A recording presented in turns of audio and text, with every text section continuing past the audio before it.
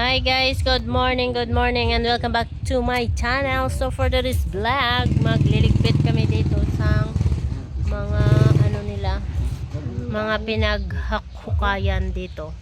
Magtatanggal kami ng mga bato-bato dito sa gilid. Ayan. So maya-maya na. So ayun guys, unti-untiin nating linisin dito kasi nga may plano ako ditong ilagyan ng lamesa sana. Kaya lang naisip ko na wag na lang dahil alam nyo ba na pag nilagyan ko yan dito ng lamesa dito yung mga kapatid ko na lalaki mag-iinuman. So ayoko nang ganun guys dito sa bahay ko. Kaya ang naisip ko na lang, gawin ko na lang tong garden. So ipapatag ko tong may mga bato-bato kasi dito. So ipapatag ko to siya lahat guys. Tapos pag napatag ko na siya, paglagyan ko siya ng damo, yung Carabao grass. So ganyan.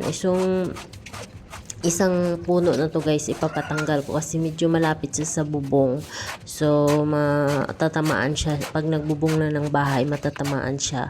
So kailangan ko tong tanggalin. Itong mayroong guys, parang niyog-niyogan siya, parang ganun. So sa yan kita nyo yung kung saan ako nakatayo, yung diretsyon na tong puno na to na nakaharang sa camera.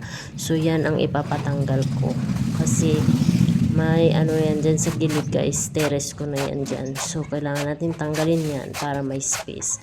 So ayan, pagkatapos guys, ang gagawin ko dito is sa ganitong side ilalagyan ko ng damo-damo, diba? Tapos mga bulaklak.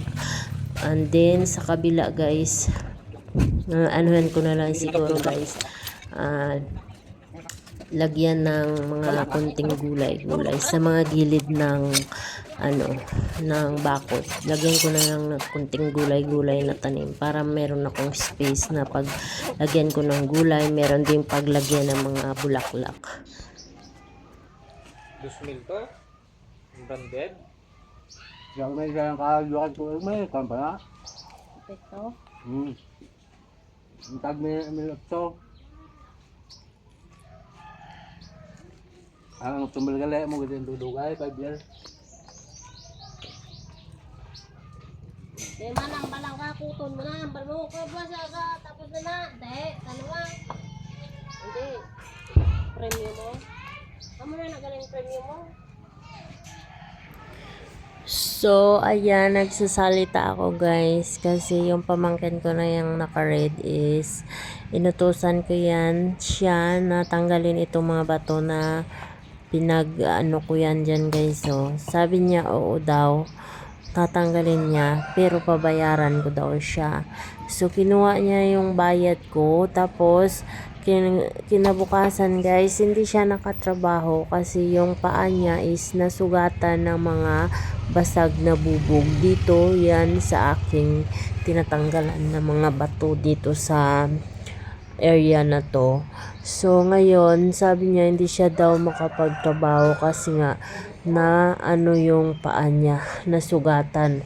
So sabi ko, ayan ang napala mo kasi kinuha mo na yung bayad, hindi mo pa nagawa ang pinapagawa ko. Ayan tuloy. So ngayon guys, ang binayad ko sa kanya, kinuha niya sa akin na pera is 300. So kulang pa sa pampagamot ng kanyang paa. So kasi nga sabi ko sa kanya, tulungan niya ako magtanggal dito ng mga basag na buti. Sabi niya bukas na lang daw, pagbalik ko wala na daw yung mga bato yan dyan at mga basag na buti. So ngayon bumalik ako, yan ang nabalitaan ko sa kanya na sugatan ang paa niya kasi nahiga-higa siya dito sa duyan. Merong duyan dyan, yung parang ano guys, tela na duyan. So nahiga-higa siya. Ngayon pag-apak niya sa lupa, natanggal ay Naka-stop man basag yung video? na buti ang natapakan niya. So ngayon nasugatan ang kanyang paa. Yun, malaki siya guys. Sabi ko sa kanya, punta siya ng ospital para patahiin. Ayaw niya. Sabi niya, wag na lang. So, sabi ko, bahala ka sa buhay mo kung ayaw mo. So, ngayon guys, ako na lang gumawa. Kasi hindi nga siya makagawa dahil nga yung sa sugat niya malaki. Masyadong malaking sugat niya kasi sa paa. So, tinanggal ko na yung mga buti-buti dyan, guys. Kaya nga, ako, nakahiga rin ako noong nakaraan dyan sa duyan-duyan na yan. Sumemplang din ako, guys. Buti na lang, yung basag na buti, hindi nakatuon sa likod ko. Pero pag na ano sa likod ko yun siguro, guys, naku, nasa hospital ako. Ang pangpagawa ko ng bahay ko, ayun, papagamot ko na lang.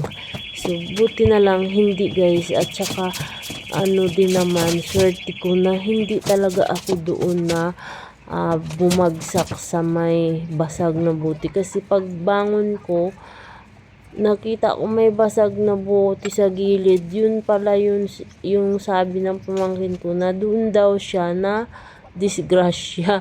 So, sabi ko rin, ayan, kaya pala ako higa-higa dyan. Akala ko magandang duyan na yun kasi syempre ano, tela guys. So sinabi ko sa isa kong pamangkin, tanggalin mo nga yan, madidisgrasya pa. So dalawa kaming nadisgrasya guys. So ito na ngayon ang kanilang nagawa, nabutasan na nila guys, isang poste at ito dalawa, mga 3 poste na ang nailagay nila.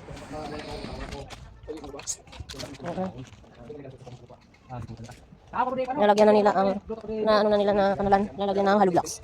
Yan hollow blocks. Pila nakabilog-bilog ako dito? 4, 3. Oh. 3 hollow blocks. Ilan yung basag ka? 3. Wala. Dito mo lang tayo. Tatlong dito mo lang. Kita dito mo. Nagulan to. So, naipatayo na ang poste at nalagyan na ng kanal. Ano kanal ng tawag natin? So, ayun guys, tapos na silang magmerienda ng hapon. Hapon na to siya guys, mga 3 o'clock na ng hapon. So, medyo makulimlim na, hindi masyadong mainit sa kanilang tinatrabuhan kasi merong 2 puno ng avocado at ayong, anong tawag dun?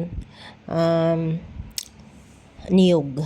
So, medyo ano din, may lilim din sa kanila. So, ang ginagawa nila yan dyan guys is naghuhukay sila ng pag-aasintahan nila ng hollow blocks kasi tapos na silang magpatayo ng mga poste dyan. So, kailangan nilang anuhan yan guys, kanalan, para syempre maibabaon nila yung 3 pirasong hollow blocks dyan.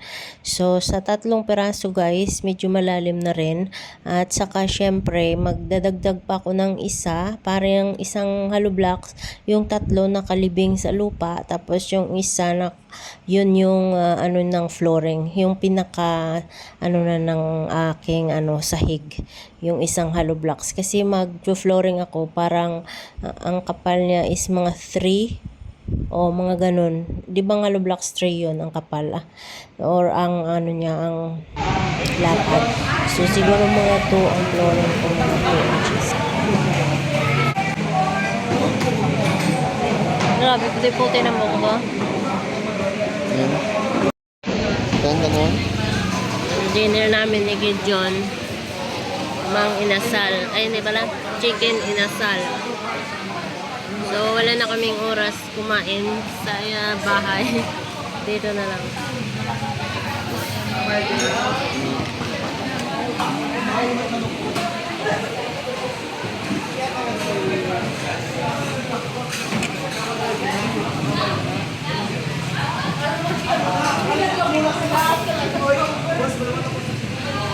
Mang inasal dito sa Dumangas. Dito to sa Dumangas, mga inasal.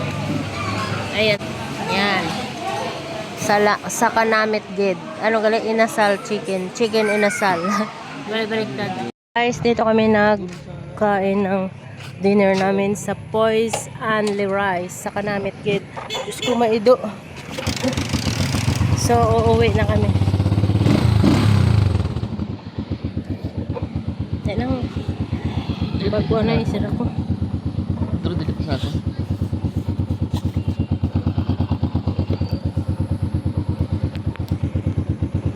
So, uwi na kami sa Makina Dumangas. Ayan na. Ang wallet ko. Okay. Go.